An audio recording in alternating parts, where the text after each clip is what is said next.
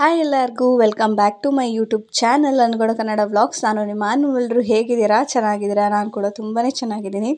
ತುಂಬ ದಿವಸ ಆದಮೇಲೆ ಒಂದು ವ್ಲಾಗ್ನ ಅಪ್ಲೋಡ್ ಮಾಡ್ತಾ ಇದ್ದೀನಿ. ಸ್ವಲ್ಪ ಕೆಲಸಗಳು ನಡೀತಾ ಇದೆ, ಅದನ್ನು ಕಂಪ್ಲೀಟ್ ಮಾಡೋಗಂಟೆ ಯಾಕೋ ವ್ಲಾಗ್ಗಳು ಬರ್ತಾ ಇಲ್ಲ. ಯಾಕಂದರೆ ನಾನು ಆ ಕೆಲಸದಲ್ಲಿ ಬ್ಯುಸಿ ಆಗಿಬಿಟ್ಟಿರ್ತೀನಲ್ಲ, ಎಡಿಟ್ ಮಾಡಿಲ್ಲ, ಇದನ್ನು ಮಾಡೋಕ್ಕಾಗ್ತಾ ಇಲ್ಲ. ಹಾಗಾಗಿ ಸ್ವಲ್ಪ ಲೇಟಾಗಿ ವ್ಲಾಗ್ಸ್ಗಳನ್ನ ಅಪ್ಲೋಡ್ ಮಾಡ್ತೀನಿ. ಯಾಕೆ ಅಂದರೆ ಒಂದು ಸತಿ ಮಾಡಿಟ್ಕೊಂಡು ಆಮೇಲೆ ಅಪ್ಲೋಡ್ ಮಾಡೋದಕ್ಕೆ ನಂಗೆ ಇಷ್ಟ ಇಲ್ಲ. ಅವಾಗಿಂದ ಏನೇನು ಇರುತ್ತೆ ಅದನ್ನು ಮಾತ್ರ ನಾನು ಅಪ್ಲೋಡ್ ಮಾಡೋದಕ್ಕೆ ಇಷ್ಟಪಡ್ತೀನಿ. ಹಾಗಾಗಿ ಇವತ್ತು ತುಮಕೂರಲ್ಲಿ ಒಂದು ಆರ್ಡ್ರ್ ಇತ್ತು, ಸೊ ನಾವು ನೈಟೇ ಹೊರಡಬೇಕಾಗಿತ್ತು. ಹಾಗಾಗಿ ಬೆಳಗ್ಗೆನೇ ಏನೇನೆಲ್ಲ ಆಯಿತು ಅನ್ನೋದನ್ನ ನಿಮ್ಮ ಜೊತೆನೂ ಶೇರ್ ಮಾಡ್ಕೊತೀನಿ. ಇನ್ನೂ ಚಾನಲ್ನ ಸಬ್ಸ್ಕ್ರೈಬ್ ಆಗಿಲ್ಲ ಅಂದರೆ ಸಬ್ಸ್ಕ್ರೈಬ್ ಮಾಡಿಕೊಂಡು ವಿಡಿಯೋನ ನೋಡಿ. ಬೆಳಗ್ಗೆ ಎದ್ದ ತಕ್ಷಣ ಆಲ್ಮೋಸ್ಟ್ ಕೆಲಸ ಎಲ್ಲ ಮುಗಿಸ್ಕೊಂಡೆ. ಟಿಫನ್ಗೆ ಅಂತ ಹೇಳ್ಬಿಟ್ಟು ನಾನು ಚಿತ್ರಾನ್ನ ಮಾಡ್ತಾಯಿದ್ದೀನಿ. ಮಧ್ಯಾಹ್ನ ಮೊಳಕೆ ಕಟ್ಟಿದ ಕಾಳು ಸಾರು ಮಾಡ್ಕೊಳ್ಳೋಣ ಅಂತೇಳಿ. ಹಾಗೆ ಬಟಾಣಿ ಬಂದಿತ್ತು, ಅದನ್ನು ತೊಗೊಂಡಿದ್ದೆ. ಅದನ್ನು ಸೋಸ್ಬಿಟ್ಟು ಎಲ್ಲ ಇಟ್ಬಿಟ್ಟು ಹೋಗೋಣ ಅಂತೇಳಿ ಅದನ್ನು ನಾನು ಅಪ್ಪು ಇಬ್ಬರು ಸೇರಿಕೊಂಡು ಮಾತಾಡಿಕೊಂಡು ಸೋಸ್ತಾ ಇದ್ವಿ. ನಾವು ಎಷ್ಟು ಚೆನ್ನಾಗಿ ಮುದ್ದಾಗಿ ಮಾತಾಡ್ತಾನೆ ಅನ್ನೋದು ನೋಡಿ. ಅದು ಇದೇನಿದು? ಬಟಾಣಿ ಸಿಪ್ಪೆ. ಹಾಂ, ಇದು ಬಟಾಣಿ.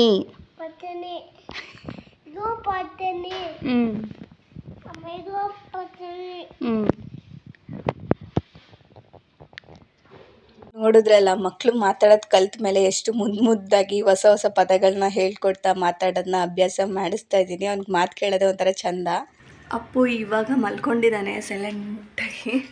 ಅವಾಗಿಂದ ಮಲಗ್ಸೋಕ್ಕೆ ಟ್ರೈ ಮಾಡಿದೆ, ಇವಾಗ ಆರಾಮಾಗಿ ಮಲ್ಕೊಂಡ.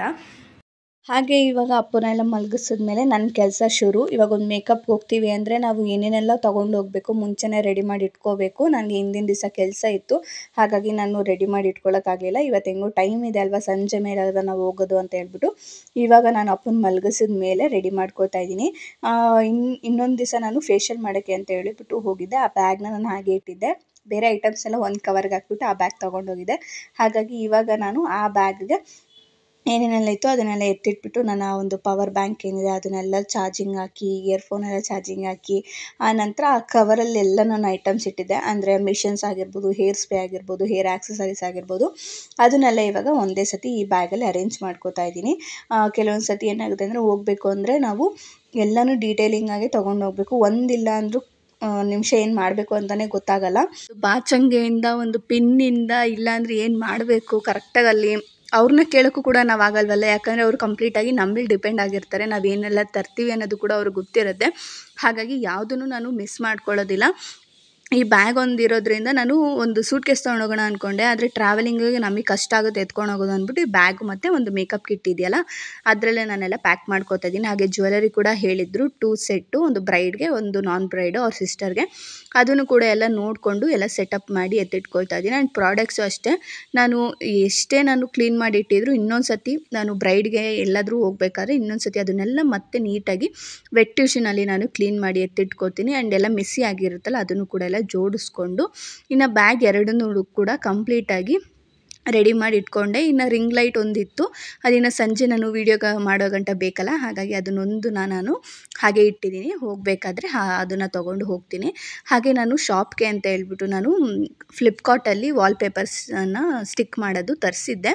ಮೀಶೋದಲ್ಲಿ ನೋಡಿದೆ, ನಂಗೆ ಅಷ್ಟು ಚೆನ್ನಾಗಿರೋದು ಯಾವುದೂ ಇರಲಿಲ್ಲ. ಆ್ಯಂಡ್ ಏನಂದರೆ ಡೆಲಿವರಿ ಕೂಡ ಇರಲಿಲ್ಲ, ಕ್ಯಾನ್ಸಲ್ ಆಗೋಗ್ತಾಯಿತ್ತು ಬುಕ್ ಮಾಡ್ದಂಗೆಲ್ಲ.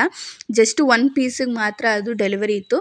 ನನಗೆ ಒಂದೇ ಒಂದು ಪೀಸ್ ಇಟ್ಕೊಂಡು ಏನು ಮಾಡೋದು ಅಲ್ವಾ. ಹಾಗಾಗಿ ನಾನು ಫ್ಲಿಪ್ಕಾರ್ಟಲ್ಲಿ ಏನಂದರೆ ರಿವ್ಯೂಗಳು ಚೆನ್ನಾಗಿತ್ತು ಆ್ಯಂಡ್ 2 ಡೇಸ್ ಡೆಲಿವರಿ ಅಂತ ಇತ್ತು. ಸೊ ಸರಿ ಆಯಿತು ತರಿಸ್ಬಿಡೋಣ ಅಂಥೇಳಿ ಬುಕ್ ಮಾಡಿದೆ. ತುಂಬ ಚೆನ್ನಾಗಿ ಬಂದಿದೆ, 2 ಬಂದಿದೆ. ನಮಗೆ ಒಂದು ವಾಲ್ ಫುಲ್ಲು ಕಂಪ್ಲೀಟಾಗಿ ಒಂದೇ ಡಿಸೈನ್ನ ಸ್ಟಿಕ್ ಮಾಡಬೇಕು ಅಂದ್ಕೊಂಡು ಈ ಒಂದು ಡಿಸೈನ್ನ ತರಿಸಿದ್ದೀನಿ. 2 ರೋಲ್ ತರಿಸಿದ್ದೀನಿ. 1000 ಸೆಂಟಿಮೀಟರ್ ಏನೋ ಇದೆ. ನೋಡೋಣ, ಇದಾದರೆ ಇಷ್ಟು ಪೂರ್ತಿ ಹಾಕಿಸ್ತೀನಿ. ಇಲ್ಲಾಂದರೆ ಎಕ್ಸ್ಟ್ರಾ ಏನಾದರೂ ಬುಕ್ ಮಾಡಬೇಕು ಅಂದರೆ ಆವಾಗಲೇ ಬುಕ್ ಮಾಡ್ಕೊಳ್ಳೋಣ, ಫ್ಲಿಪ್ಕಾರ್ಟಲ್ಲಿ ಬೇಗ ಬರುತ್ತೆ ಅಂತ ಹೇಳ್ಬಿಟ್ಟು ನಾನು 2 ಮಾತ್ರ ರೋಲ್ನ ಬುಕ್ ಮಾಡಿ ತರಿಸಿದ್ದೀನಿ. ಕ್ವಾಲಿಟಿ ಎಲ್ಲ ಚೆನ್ನಾಗಿದೆ. ಸ್ಟಿಕ್ ಮಾಡಿದ್ಮೇಲೆ ಅದ್ರ ಕಂಪ್ಲೀಟ್ ಹೇಗಿರುತ್ತೆ ಅಂತ ಗೊತ್ತಾಗುತ್ತೆ. ಹಾಗಾಗಿ ನಾನು ಸೈಜ್ ಎಲ್ಲ ನೋಡಿಕೊಂಡೆ, ಓಕೆ ಇಷ್ಟು ಪರವಾಗಿಲ್ಲ ಅಂತ ಹೇಳ್ಬಿಟ್ಟು ಅದನ್ನು ಎತ್ತಿಟ್ಟು ಆನಂತರ ಪೂಜೆ ಮಾಡಬೇಕಾಗಿತ್ತು. ಅದಕ್ಕೆ ನೆಲ ಎಲ್ಲ ಒರೆಸ್ಕೊಂಡೆ. ಅಷ್ಟೊತ್ತೊಳಗೆ ಅಪ್ಪು ಕೂಡ ಎದ್ದ. ಅವನ್ನ ಸುಧಾರಿಸ್ಬೇಕು ಅಂದರೆ ಸ್ಟಾರ್ಟಿಂಗ್ ಒಂದು 10 ನಿಮಿಷ ಅವ್ನು ಇಷ್ಟಪಡೋದು. ಇವಾಗ ಕಾರ್ಟೂನ್ ಜಾಸ್ತಿ ಅಲ್ವ ಮಕ್ಕಳು ನೋಡೋದು, ಅದರಲ್ಲಿ ಏನೋ ಡಾಗ್ದು ಪಪ್ಪಿದೆ ಅನ್ನೋ ಒಂದು ಬರುತ್ತೆ, ಅದನ್ನು ತುಂಬ ಇಷ್ಟಪಟ್ಟು ನೋಡ್ತಾನೆ. ಹಾಕ್ಕೊಟ್ಟಿದ್ದೆ, ಅವನು ನೋಡ್ತಾ ಇದ್ದ. ನಾನಿವಾಗ ಮಧ್ಯಾಹ್ನ ಅಡುಗೆಗೆ ರೆಡಿ ಮಾಡ್ಕೋತಾ ಇದ್ದೀನಿ, ಪೂಜೆಗೆ ಆಮೇಲೆ ರೆಡಿ ಮಾಡೋಣ ಅಂತ ಹೇಳ್ಬಿಟ್ಟು ಮೊದಲು ಅಡುಗೆ ಮಾಡಿ ಇಟ್ಬಿಟ್ರೆ ಅಪ್ಪಗೆ ತಿನ್ನಿಸ್ಬೋದು ಮಧ್ಯಾಹ್ನ ಅಂತ ಹೇಳ್ಬಿಟ್ಟು ಇವಾಗ ಮೊಳಕೆ ಕಟ್ಟಿದ ಕಾಳು ಸಾರು ಮಾಡ್ತಾಯಿದ್ದೀನಿ. ಈ ಥರ ಕಾಳುಗಳ ಸಾಂಬಾರು ಆವಾಗವಾಗ ನಾನು ಮಾಡ್ತಾಯಿರ್ತೀನಿ, ತುಂಬಾ ಒಳ್ಳೆಯದು ಅಲ್ವಾ. ಮಕ್ಳಿಗೂ ಅಷ್ಟೇ ಈ ಥರ ಕಾಳು ಸಾಂಬಾರನ್ನ ತೀರಾ ಅನ್ನಕ್ಕೆಲ್ಲ ಚೆನ್ನಾಗಿ ಮಿಕ್ಸ್ ಮಾಡಿ ತಿನ್ನಿಸ್ತೀನಿ ನಾನು. ಕೆಲವು ಸತಿ ಮುದ್ದೆ ಆದರೆ ಮುದ್ದೆ, ಇವತ್ತು ಈ ಸತಿ ಮುದ್ದೆ ಮಾಡೋಕ್ಕಾಗಲಿಲ್ಲ ನನಗೆ. ರೈಸ್ ಇಟ್ಬಿಟ್ಟು ಒಂದೇ ಸತಿ ಸಾಂಬಾರನ್ನ ಮಾಡಿಕೊಂಡೆ. ಆ್ಯಂಡ್ ಗ್ರಾಸರೀಸ್ ಎಲ್ಲ ನೋಡ್ಬೋದು, ನಾನೇನು ತರ್ಸಾಕಿಲ್ಲ. ಯಾಕಂದರೆ ಈ ಓಡಾಟದಲ್ಲಿ, ಕೆಲಸದಲ್ಲಿ ಹಾಗೆ ಅವಾಗವಾಗ ಆರ್ಡ್ರ್ ಬರೋದ್ರಿಂದ ಯಾವುದನ್ನು ಫಿಲ್ ಮಾಡಿ ಎತ್ತಿಡೋಕ್ಕಾಗಿಲ್ಲ. ಆ್ಯಂಡ್ ನಾನಿನ್ನೂ ತರಿಸೂ ಇಲ್ಲ, ಯಾಕೆಂದರೆ ಲಿಸ್ಟ್ ಮಾಡಿ ಕೊಟ್ಟಿದ್ದೀನಿ. ನಾನು ಬಂದ ಮೇಲೆ ತೊಗೊಂಡು ಬನ್ನಿ, ಅಲ್ಲಿವರೆಗೂ ತೊಗೊಬರಬೇಡಿ, ಸುಮ್ಮನೆ ಅಲ್ಲೆಲ್ಲ ಎಸ್ತಾಡೋದು, ಅದು ಆಮೇಲೆ ಹುಳ ಜಿರಳೆ ಈ ಥರದ್ದೆಲ್ಲ ಆಗೋ ಚಾನ್ಸಸ್ ಇರುತ್ತೆ ಸೀಟ್ ಮನೆ ಆಗಿರೋದ್ರಿಂದ. ಆಮೇಲೆ ರಾಗಿ ಎಲ್ಲ ಹಂಗಂಗೆ ಇಟ್ಟಿರೋದ್ರಿಂದ ತುಂಬಾ ಇದಾಗ್ಬಿಡುತ್ತೆ ಅಂತ ಹೇಳ್ಬಿಟ್ಟು ನಾನು ಏನೂ ತರಿಸಿಲ್ಲ. ನಾನು ಹೋಗಿ ಆರ್ಡ್ರೆಲ್ಲ ಕಂಪ್ಲೀಟ್ ಮಾಡ್ಕೊಂಡು ಬರ್ತೀನಿ, ಆಮೇಲೆ ನೀವು ತೊಗೊಂಬನ್ನಿ ಅಂತ ಹೇಳಿದ್ದೆ. ಸರಿ ಆಯ್ತಮ್ಮ ಅಂತ ಹೇಳ್ಬಿಟ್ಟು ಸುಮ್ಮನಾದ್ರು. ನಾನಿವಾಗ ಮೊಳಕೆ ಕಟ್ಟಿದ ಕಾಳು ಸಾರಿಗೆ ಒಂದೇ ಸತಿ ಕುಕ್ಕರಲ್ಲಿ ಮಾಡ್ಕೊಬಿಡ್ತೀನಿ. ಆಲೂಗಡ್ಡೆ ಇದ್ದಿದ್ರೆ ತುಂಬ ಚೆನ್ನಾಗಿರ್ತಾಯಿತ್ತು, ಆದರೆ ಆಲೂಗಡ್ಡೆ ಇರಲಿಲ್ಲ. ಸೊ ಕಾಳು ಮಸಾಲೆ ಎಲ್ಲ ಹಾಕಿ ಚೆನ್ನಾಗಿ ಒಂದು 2 ವಿಷಿಲ್ ಕೂಗಿಸ್ಕೊಂಡು ಆಮೇಲೆ ರೈಸ್ಗೆ ಇಲ್ಲ ಮುದ್ದೆಗೆ ಸಖತ್ತಾಗಿರುತ್ತೆ. ಅಕ್ಕನೂ ಇದೇ ಮಾಡಿದ್ದಾರೆ, ನಾವು ಕೂಡ ಇದನ್ನೇ ಮಾಡಿದ್ದೆ ಇವತ್ತು. ಅವ್ರಿಗೂ ಗೊತ್ತಿಲ್ಲ ನಾನು ಇದನ್ನು ಮಾಡಿದ್ದೀನಿ ಅಂತ, ನನಗೂ ಗೊತ್ತಿರಲಿಲ್ಲ. ಆಮೇಲೆ ಹೇಳ್ತಾಯಿದ್ರು, ಎಲ್ಲರೂ ಇವತ್ತೇನು ಮೊಳಕೆ ಕಟ್ಟಿದ ಕಾಳು ಸಾರೇ ಮಾಡಿಬಿಟ್ಟಿದ್ದೀವಲ್ಲ ಅಂತ ಹೇಳಿ ನಗಾಡ್ತಾ ಇದ್ವಿ. ನಾವು ಆರ್ಡ್ರಿಗೆ ಹೋಗಿದ್ವಲ್ಲ, ಅಲ್ಲೂ ಅಷ್ಟೇ, ಅವರು ಅಷ್ಟೇ ಮೊಳಕೆ ಕಟ್ಟಿದ ಕಾಳು ಸಾರು ಮುದ್ದೆ ಮಾಡಿದರು. ಇವತ್ತೇನೆಲ್ಲ ಒಂದೇ ಥರ ಮಾಡಿದ್ದೀವಲ್ಲ ಅಂತ ನಾವು ಅವ್ರ ಹತ್ರನೂ ಹೇಳ್ಕೊಂಡು ನಗಾಡ್ತಾ ಇದ್ವಿ. ಇನ್ನು ನಾನು ಅಡುಗೆ ಎಲ್ಲ ಮುಗಿಸ್ಕೊಂಡು ಅಪ್ಪಗೆ ತಿನ್ನಿಸಿ ಅವನಿಗೆ ಸ್ನಾನ ಮಾಡಿ ರೆಡಿ ಮಾಡಿ, ನಂತರ ನಾನು ಕೂಡ ಸ್ನಾನ ಮಾಡಿ ಒಳಗಡೆ ಎಲ್ಲ ದೇವ್ರ ಪೂಜೆಗೆಲ್ಲ ರೆಡಿ ಮಾಡಿದೆ. ಆ್ಯಂಡ್ ಇವಾಗ ಹೊಸ್ಲಿಗೆಲ್ಲ ಅರಿಶಿನ ಕುಂಕುಮ ಹೂವು ಎಲ್ಲ ಇಟ್ಟು ಅದನ್ನು ಕೂಡ ರೆಡಿ ಮಾಡ್ಕೊಳ್ತಾ ಇದ್ದೀನಿ. ಯಾಕಂದರೆ ಭಾನುವಾರ ನನಗೆ ಅಂದರೆ ಆರ್ಡ್ರ್ ಇರೋದಲ್ವ ಮುಹೂರ್ತಮ್ಮು. ಶನಿವಾರ ನಾನು ಪೂಜೆ ಮಾಡೋದ್ರೆ, ಇನ್ನು ಭಾನುವಾರ ಪ್ರವೀಣ್ ಅವರೇ ದೀಪ ಹಚ್ಚಿ ದೇವ್ರ ಪೂಜೆ ಎಲ್ಲ ಮಾಡ್ತಾರೆ. ಸೊ ಹಾಗಾಗಿ ನಾನು ಇವಾಗ ಪೂಜೆಗೆಲ್ಲ ರೆಡಿ ಮಾಡಿಬಿಟ್ಟು ಒಂದು ಟಾಪ್ ಸ್ಟಿಚ್ ಹಾಕೋದಿತ್ತು. ಸ್ಟಿಚ್ ಹಾಕ್ತಿದ್ರೆ ಅಪ್ಪು ಬಂದು ಆ ನೀಡಲ್ಲಿ ಕೈ ಇಕ್ತಾ ಇದ್ದ. ನನಗೆ ಎಷ್ಟು ಕೋಪ ಬರಿಸ್ತಾ ಇದೆ ಅಂದರೆ ಹೊಡಿಯೋಷ್ಟು ಕೋಪ ಬರಿಸ್ತಾ ಇದ್ದ. ಆದರೂ ಒಂದು ಏಟು ಕೊಟ್ಟೆ, ಆದರೂ ಅಲ್ಲೇ ನಿಂತಿದ್ದಾನೆ ತಿರ್ಗಾ ಹೋಗಿ ಇದು ಮಾಡೋಕ್ಕೆ. ಇಲ್ಲಿ ಪೂಜೆ ಮಾಡ್ಬೇಕಾದ್ರೆ ನೀವು ನೋಡ್ತಾ ಇರ್ಬೋದು, ನನ್ನ ಫೋನ್ ಎತ್ಕೊಂಡು ಏನೋ ಕಿತಾಪತಿ ಮಾಡ್ತಾಯಿದ್ದೆ. ನನಗೆ ಅದು ವೀಡಿಯೋ ಎಡಿಟ್ ಮಾಡ್ಬೇಕಾದ್ರೆ ಗೊತ್ತಾಯಿತು ಹೆಂಗೆ ನಿಂತಿದ್ದ ನೋಡಿ, ಶ್ಯಾಡೋ ಹೆಂಗೆ ಬೀಳ್ತದೆ. ಆಮೇಲೆ ತಂದುಕೊಟ್ಟ ಫೋನ್ನ. ನಾನು ಆಯಿತು ಹೋಗಲ್ಲಿ ಇಡೋಗು, ಜಾಸ್ತಿ ಯೂಸ್ ಮಾಡಬೇಡ ಅಂತ ಹೇಳಿದ್ದಕ್ಕೆ ಹೋಗಿ ತೊಗೊಂಡೋಗಿ ಇಟ್ಬಿಟ್ಟು ಆಮೇಲೆ ಅವನು ಕೂಡ ಬಂದ ಪೂಜೆ ಮಾಡೋದಕ್ಕೆ ಅಂತ ಹೇಳ್ಬಿಟ್ಟು. ಈಗಿನ ಕಾಲ ಮಕ್ಕಳಂತೂ ಎಷ್ಟು ಚುರುಕಾಗಿರ್ತಾರೆ ಅಂದರೆ ಎಷ್ಟು ಚುರುಕಾಗಿರ್ತಾರೆ. ನಾವು ಹೇಳ್ಕೊಡೋದೇ ಬೇಡ, ಜಸ್ಟ್ ಕಣ್ಣಲ್ಲಿ ನೋಡಿದ್ನ ಮಾಡ್ತಾರೆ, ಹಂಗಿರ್ತಾರೆ. ನನ್ನ ಮಗನೂ ಅಷ್ಟೇ, ಹೇಳ್ಕೊಡೋದೇ ಬೇಡ, ಜಸ್ಟ್ ಏನೇ ಇದನ್ನು ಮಾಡಿದ್ರು ಹಂಗೆ ಮಾಡಿಬಿಡ್ತಾನೆ ಆ ಥರ ಅವನು. ಆಮೇಲೆ ಏನಂದರೆ ನಾವೇನೇ ಮಾಡಿದ್ರು ಅವನು ಮಾಡಬೇಕು. ಇವಾಗ ನಾವು ಪೂಜೆ ಮಾಡಿದ್ರೆ ಅವನು ಮಾಡಬೇಕು. ಆ್ಯಂಡ್ ಅಡುಗೆ ಮಾಡ್ತಾಯಿದ್ರೆ ಅವನು ಬಂದು ಹೆಲ್ಪ್ ಮಾಡಬೇಕು. ಆಮೇಲೆ ಕಸ ಗುಡಿಸ್ತಾಯಿದ್ರೆ ಅವನು ಮಾಡಬೇಕು. ಅವ್ರ ಅಪ್ಪ ಏನೋ ಈಚೆಗಡೆ ಮಾಡ್ತಾಯಿದ್ರೆ ಅವನು ಮಾಡಬೇಕು. ಈ ಥರ ನಾವೇನೇ ಕೆಲಸ ಮಾಡ್ತಾಯಿದ್ರು ಅವನು ಆ ಥರ ಮಾಡಬೇಕು. ಆ ಇಂಟ್ರೆಸ್ಟ್ ಜಾಸ್ತಿ ತೋರಿಸ್ತಾನೆ ನನ್ನ ಮಗ. ಹಾಗಾಗಿ ಇವಾಗ ನಾನು ಕೂಡ ಸಂಜೆ ಇನ್ನೇನು ಹೊರಡಬೇಕಲ್ಲ, ಒಂದು 5:30 ಆಗಿತ್ತು ನಾನು ಕರೆಕ್ಟಾಗಿ. ಆವಾಗ ನಾನು ಅಪ್ಪು ಇಬ್ಬರು ಸೇರಿಕೊಂಡು ಮನೇಲಿ ಪೂಜೆ ಎಲ್ಲ ಮಾಡಿಬಿಟ್ಟು ಆನಂತರ ಹೆಂಗೋ ನಾನು ರಿಂಗ್ ಲೈಟ್ ಒಂದು ಎತ್ತಿಟ್ಕೋಬೇಕಾಗಿತ್ತು. ಇನ್ನು ಸಣ್ಣ ಪುಟ್ಟದೇನಾದರೂ ಮಿಸ್ ಮಾಡಿದ್ದೀನಾ ಏನು ಎತ್ತ ಅಂತ ಎಲ್ಲನೂ ಫಸ್ಟು ಎಲ್ಲ ನೀಟಾಗಿ ಒಂದು ಸತಿ ಚೆಕ್ ಮಾಡಿಕೊಂಡು ಆನಂತರ ನಾನು ಅಕ್ಕಂಗೆ ಫೋನ್ ಮಾಡಿದೆ ಎಲ್ಲಿದ್ದೀರಾ ಅಂತ. ಅವರು ಒಂದೇ ಸತಿ ನೆನ್ಮಂಗ್ಲಾಗೆ ನಾನು ಬರ್ತೀನಿ, ನೀನು ಒಂದೇ ಸತಿ ಬಂದುಬಿಡು, ನಾನು ಅಲ್ಲಿಗೆ ಬಂದು ಊರಿಂದ ಬರೋಕ್ಕಾಗಲ್ಲ, ಲೇಟ್ ಆಗಿಬಿಡುತ್ತೆ ಅಂದರು. ಸರಿ ಆಯಿತು ಅಂದ್ಬಿಟ್ಟು ಸಂಜೆ ಪ್ರವೀಣ್ ಅವರು ಕೂಡ ಬಂದರು. ಅಷ್ಟೊತ್ತೊಳಗೆ ನಾವು ಕೂಡ ಹೋಗ್ಬೋದಲ್ಲ ಅಂತೇಳಿ ಅವ್ರು ಹಾಲು ಹಾಕ್ಬಿಟ್ಟು ಬರ್ತೀನಿ ಒಂದು 10 ನಿಮಿಷ ಅಂತರು. ಸರಿ ಆಯಿತು ಅಂತ ಸುಮ್ಮನಾದರೆ. ಇಲ್ಲಿ ನೋಡ್ಬೋದು ನನ್ನ ಮಗ ಮ್ಯೂಸಿಕ್ ಹಾಕ್ಕೊಂಡು, ಅದು ಹಳೆಯ ಮ್ಯೂಸಿಕ್ ನಿಮಗೆ ಗೊತ್ತಿರುತ್ತಲ್ಲ, ಆ ಒಂದು ಸಾಂಗ್ ಹಾಕ್ಕೊಂಡು ಡ್ಯಾನ್ಸ್ ಮಾಡ್ತಾಯಿದ್ದಾನೆ. ಹಿಡ್ಕೊ ಅಂತ ಹೇಳ್ಬಿಟ್ಟು ಆ ಸಾಂಗಿಗೆ ಯಾವುದ್ಯಾವುದೋ ಸ್ಟೆಪ್ ಹಾಕ್ತಾಯಿದ್ದಾನೆ. ಅವ್ನಿಗೆ ಗೊತ್ತೇ ಇಲ್ಲ ಯಾವುದೋ ಸ್ಟೆಪ್ ಹಾಕ್ತಾಯಿದ್ದೀನಿ ಅಂತ. ನಾನು ಸಾಕು ಆ ಸಾಂಗಿಗೆ ಅದು ಮ್ಯಾಚ್ ಆಗ್ತಾಯಿಲ್ಲ ಬಿಡು, ನೀನೇನೇನೋ ಸ್ಟೆಪ್ ಹಾಕ್ಬೇಡ ಅಂತ ನಾನು ಅವನ್ನ ರೇಗಿಸ್ತಾ ಇದ್ದೆ.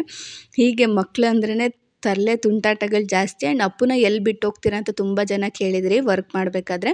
ಇವಾಗ ನನ್ನ ಹಸ್ಬೆಂಡ್ ನೋಡ್ಕೋತಾರೆ, ಅವರೇ ಮ್ಯಾನೇಜ್ ಮಾಡ್ತಾರೆ, ಅವ್ರನ್ನ ಆರಾಮಾಗಿ ತಿನ್ನಿಸ್ಕೊಂಡು ಆಟ ಆಡಿಸ್ಕೊಂಡು. ಸೊ ನಾನು ಇಲ್ಲಿಗೆ ಬಂದ್ವಿ, ನೆನ್ಮಂಗ್ಲ ಹತ್ರ. ಬಂದಿದ್ದ ತಕ್ಷಣ ಫ್ರೀ ಬಸ್ ಸಿಕ್ತು ನಮಗೆ. ನಾವು ಕೂಡ ಹತ್ಕೊಂಡು ಒಂದೇ ಸತಿ ಹೊರಟ್ವಿ. ಯಾಕೆಂದರೆ ಬೆಳಗ್ಗೆ ಮುಹೂರ್ತ ಇರೋದ್ರಿಂದ ನಾವು ನೈಟೇ ಹೋದ್ವಿ. ಇನ್ನು ಬೆಳಗ್ಗೆ ಅವ್ರಿಗೆ ಮುಹೂರ್ತಮ್ಗೆ ಲೇಟ್ ಆಗಬಾರ್ದಲ್ವ ರೆಡಿ ಮಾಡೋದು, ಯಾಕಂದರೆ ಅವ್ರ ಸಿಸ್ಟರ್ ಕೂಡ ಇದ್ದರು. ಹಾಗಾಗಿ ಅವ್ರಿಗೆ ಯಾವುದೇ ರೀತಿಯಾದ ಪ್ರಾಬ್ಲಮ್ ಆಗಬಾರ್ದು ಅಂದ್ಬಿಟ್ಟು ನಾವು ನೈಟೇ ಹೋದ್ವಿ. ಬರ್ತೀವಪ್ಪ ಅಂತ ಹೇಳಿದ್ವಿ. ಸರಿ ಆಯಿತು ಅಂತಲೇ ಹೇಳಿದರು. ಸೊ ಹೋಗಿದ ತಕ್ಷಣ ಊಟ ಎಲ್ಲ ಹಾಕ್ಕೊಟ್ಟು ತುಂಬ ಚೆನ್ನಾಗಿ ಮಾತಾಡಿಸ್ಕೊಂಡು ಟ್ರೀಟ್ ಮಾಡಿದ್ರು ನಮ್ಮನ್ನು ಕೂಡ. ಇದು ನೆಕ್ಸ್ಟ್ ಡೇ ಮಾರ್ನಿಂಗ್ ನಮಗೆ ಎದ್ಬಿಟ್ಟು ಬೆಳಗ್ಗೆ ಮುಹೂರ್ತ ಇರೋದ್ರಿಂದ 4:30 6:30 ನಾವು ಸ್ಟಾರ್ಟ್ ಮಾಡ್ಕೊಂಡ್ವಿ ರೆಡಿ ಮಾಡೋದಕ್ಕೆ. ಆ್ಯಂಡ್ ಇಲ್ಲಿ ಅವ್ರ ಫೇಸ್ನಾಗಲಿ ಏನು ನಾನು ರಿವೀಲ್ ಮಾಡಿಲ್ಲ. ಅವರು ಬೇಡ ಫೇಸ್ ಎಲ್ಲ ಹಾಕಬೇಡಿ ಅಂತ ಹೇಳಿದ್ರು. ಅವ್ರಿಗೆ ಸ್ವಲ್ಪ ಕೆಲವೊಂದಿಷ್ಟು ರೀಸನ್ಗಳಿರುತ್ತಲ್ಲ, ಹಾಗಾಗಿ ಸರಿ ಆಯಿತು, ನಮ್ಮಿಂದ ಅವ್ರಿಗೂ ತೊಂದರೆ ಆಗೋದು ಬೇಡ ಅಂತ ಹೇಳ್ಬಿಟ್ಟು ನಾನು ರಿಕ್ವೆಸ್ಟ್ ಮಾಡಿದೆ ಅವ್ರನ್ನ. ಯಾಕಂದರೆ ಇಷ್ಟು ಚೆನ್ನಾಗಿ ರೆಡಿ ಆಗಿದ್ದೀರಾ, ಒಂದೇ ಒಂದು ಫೋಟೋ ನಾನು ಹಾಕ್ಕೊಳ್ತೀನಿ ಅಂತ.